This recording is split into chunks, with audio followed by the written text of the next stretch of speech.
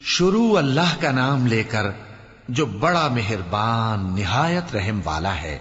جو لوگ کافر ہیں یعنی اہل کتاب اور مشرک، وہ کفر سے باز رہنے والے نہ تھے یہاں تک کہ ان کے پاس کھلی دلیل آ جائے، یعنی اللہ کا ایک پیغمبر جو پاک اوراق پڑھ کر سناتا ہے جن میں مستحکم آیتیں لکھی ہوئی ہیں، اور اہل کتاب جو فرقوں میں بٹے ہیں تو دلیل واضح کے آنے کے بعد ہی بٹے ہیں، حالانکہ ان کو حکم تو یہی ہوا تھا کہ اللہ کی عبادت کریں، اطاعت کو اسی کے لیے خالص کرتے ہوئے یکسو ہو کر، اور نماز قائم کریں اور زکوٰۃ دیں، اور یہی مضبوط اصولوں والا دین ہے۔ جو لوگ کافر ہیں یعنی اہل کتاب اور مشرک، وہ دوزخ کی آگ میں پڑیں گے اور ہمیشہ اسی میں رہیں گے۔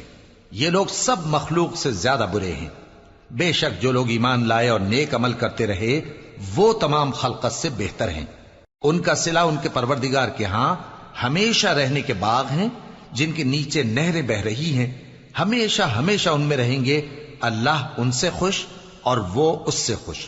یہ صلہ اس کے لیے ہے جو اپنے پروردگار سے ڈرتا ہے۔